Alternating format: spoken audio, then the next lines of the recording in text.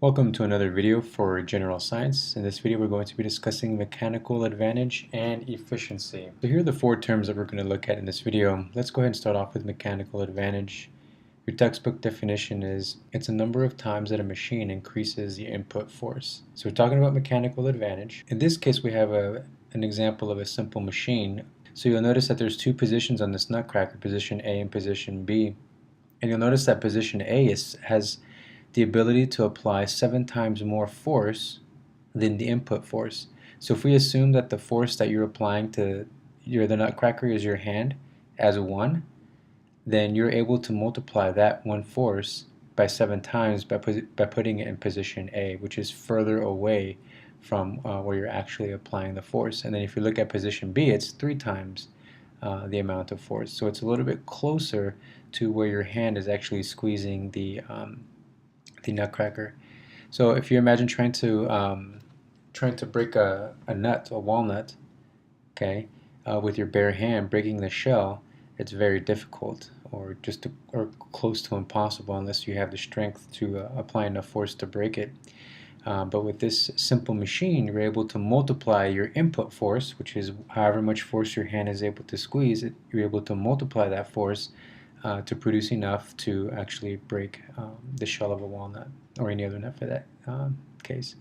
So let's take a look at actual mechanical advantage. We want to be able to quantify exactly how much more we're able to multiply our force.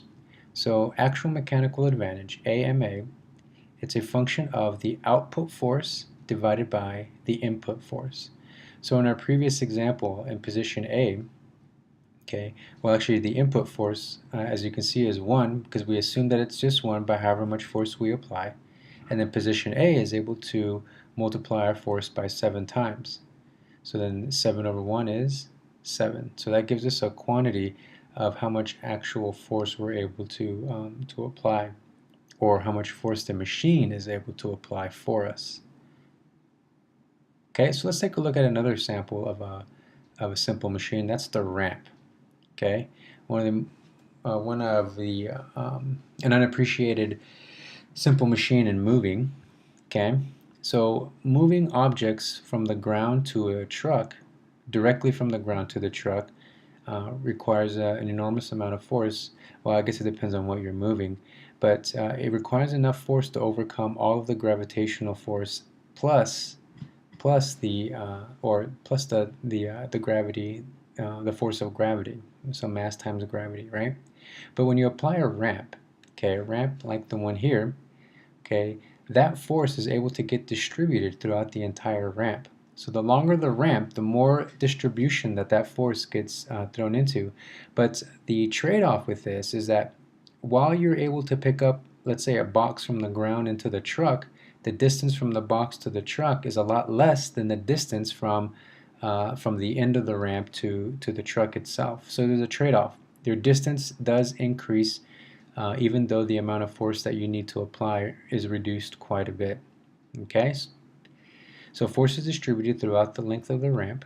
So mechanical advantage is greater than 1. So if you go back to our previous formula, you saw that our input force, or our output force over our input force, gave us a number of 7. So that indicated the amount of times that our input force was being able to be multiplied by. Okay, so that number 7 is greater than 1. So any machine that you have, you want that number, you want that AMA to be greater than 1, because that shows that there's an advantage to using that machine over doing the work yourself. Okay, so let's take a look at ideal mechanical advantage. So mechanical advantage is done in the absence of friction. So if we take the example that we used before, our ramp, right?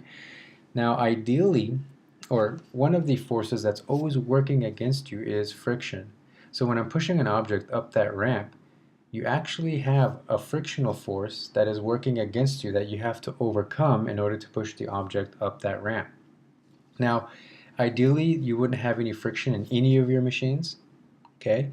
Because a lot of the energy gets wasted in heat via friction from moving parts.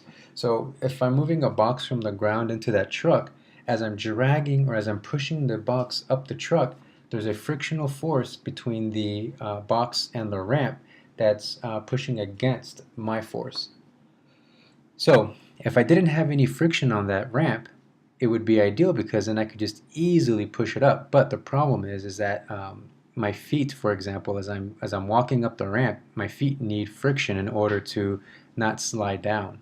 So friction can be actually something that's necessary in a machine, but ideal frictional force is working under the assumption that there is no friction.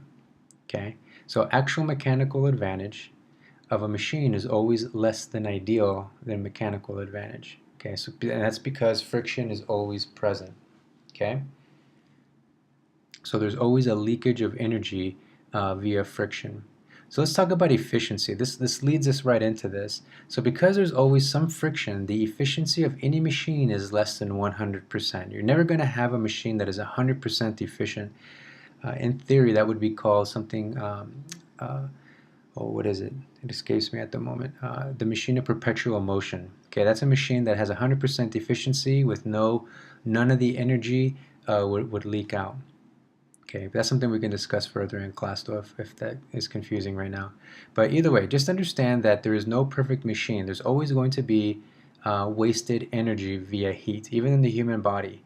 Okay, everything, when we eat a Cliff Bar, not all of that Cliff Bar is used to do things in the body. So let's talk about the engine, for example. So you have fuel and gas mixture, oxygen, and the gasoline that gets pumped into the cylinder. The cylinder compresses that gas, and then your spark plug ignites, causing the gas to expand, moving the cylinder up and down. And then that's how your motor gets going, okay, in the car. So your wheels are able to turn, and it's able to propel the car forward. So you'll notice that this cylinder is continually pumping as more fuel and gas get mixed in, and more explosions happen. And every engine has a lot of moving parts. Okay, so much of the potential energy in gas is actually wasted as heat due to friction. So all these moving parts are creating heat. Okay, they're creating heat, which is leaking out energy. All right. So my efficiency, how can I quantify efficiency? Okay, so the formula would be my work output divided by my work input. I would get some decimal number, I would multiply that by 100, and then that would give me the percent efficiency. Okay?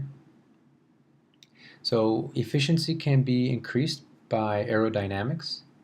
Okay, so the more aerodynamic the car, the less friction there is between the car itself and air.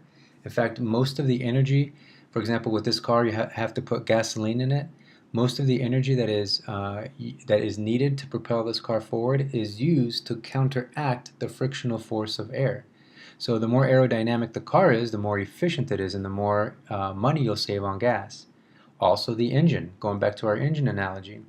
If our engine is efficient, if our moving parts are working well, if it's a well-oiled machine, then you produce less heat and you can become more efficient also, saving more on gas. Okay?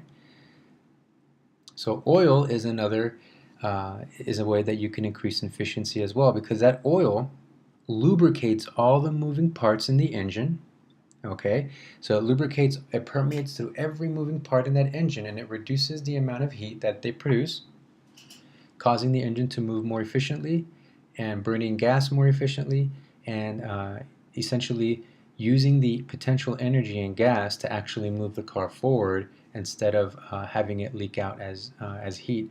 So if you notice, when you turn on your car after you've taken a drive, the car gets hot. Okay, and that heat is because of the energy or the friction that's been created by the engine, and that's basically money that's being wasted. So when you put gasoline, let's say you put $10 of gasoline in your car, theoretically a car can be up to about 25% efficiency. So that means that $2.50 of that gasoline, the potential energy in all of those gas molecules, 25% of that energy is used to propel the car forward. 75% of that energy is actually wasted by friction. Okay, so for every 10 bucks of gas, you're only really using $2.50 of gas to move the car forward. Not very efficient. Okay, some cars are more efficient than others, so depends on what you get. Alright, so let's finish up this video with ideal mechanical advantage. So it is easier to measure this ideal mechanical advantage is easier to measure than actual mechanical advantage because it depends only on the locations of the forces and the distance over which they act. In the previous problems, we were dealing with forces, and a lot of those forces, since you have a machine that's not 100% efficient, a lot of those forces get used up or are counteracted by forces like friction, okay, or lack of aerodynamics or what have you. But with or calculating our ideal mechanical advantage, we're just dealing with the distances. So I have here a word problem that's in your book to illustrate this point. And here's the formula that we're going to be using for ideal mechanical advantage. Okay, now remember, it's a function of distance, not anything else. So we're not talking about forces or anything, so we don't have to worry about friction or aerodynamics or anything like that. We just got to worry about the distances that we travel or that we move to make an object move. So it's input distance divided by output distance. And here's our problem. Here's an example of what this is talking about. So a woman drives her car up into a wheel ramp to perform some repairs. If she drives a distance of 1.8 meters along the ramp, okay, so she's driving the car up the ramp so that you can get access to the bottom to do the repairs. So she drives a distance of 1.8 meters up the ramp to raise the car 0.3 meters. Okay, so I've highlighted the two numbers that we need for this equation. So what is the ideal mechanical advantage of the wheel ramp? So my input distance is the distance that she drove, which was 1.8 meters, and the output distance was the distance that the car was lifted by driving up that distance. So then I just do my simple arithmetic here, and I find that it's a 6. So my ideal mechanical advantage is 6, which again is greater than 1, which is perfect. This is exactly what I want. So remember, the effects of friction are neglected when calculating ideal mechanical advantage. This is the easiest way to find out how much advantage you gain by using a machine. Okay, and you want that quantity to always be greater than 1. Well, that does it for our video for chapter 14, mechanical advantage. Thanks for listening and good luck in your study.